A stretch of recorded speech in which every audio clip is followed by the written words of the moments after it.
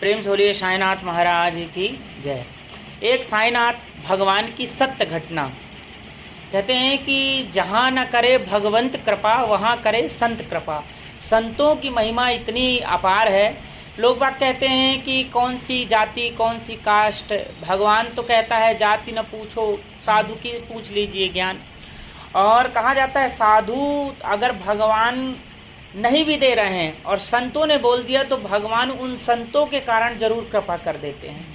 तो एक बार बाबा का बहुत बड़ा भक्त था और वो भक्त था ही और उसके जो परिजन थे, एक बार हॉस्पिटल में उनके परिजन कोई बीमार पड़े तो साईं बाबा में बड़ी निष्ठा थी, है ना। अब साईं बाबा में निष्ठा थी तो बोले कि इनका स्वास्थ्य बहुत खराब हो गया है और डॉक्टर ने बोला है इनको बचना मुश्किल है।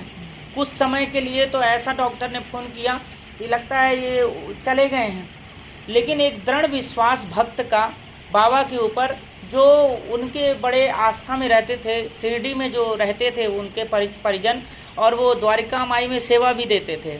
जो द्वारिका माई का जल था तो बोले कि अब क्या करें, तो उनको फ़ोन लगाए।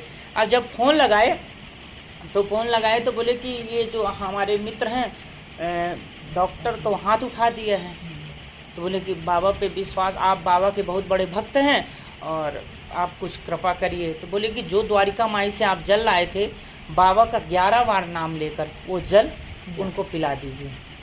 उनने बड़ी श्रद्धा और भाव से उस जल को, बाबा का जल पिलाया और पिलाने के बाद ऐसी कृपा हुई कि वो आईसीयू रूम से बाहर निकल गए।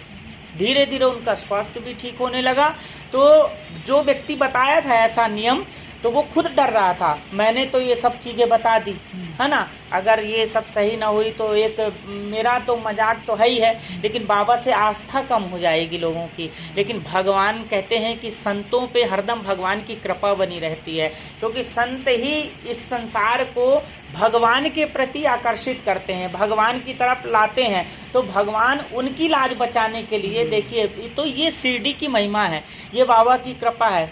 एक सत्य घटना है, एक प्रयागराज से एक व्यक्ति आया और यहीं पे बैठा था मंदिर में, तो बोलता है कि साईं बाबा का मंदिर ढूंढते ढूंढते आया हूँ। मैं कहा बहुत बढ़िया। मैं उनसे पूछा कि आप साईं बाबा की क्या आस्था है, आपके ऊपर कैसे विश्वास है।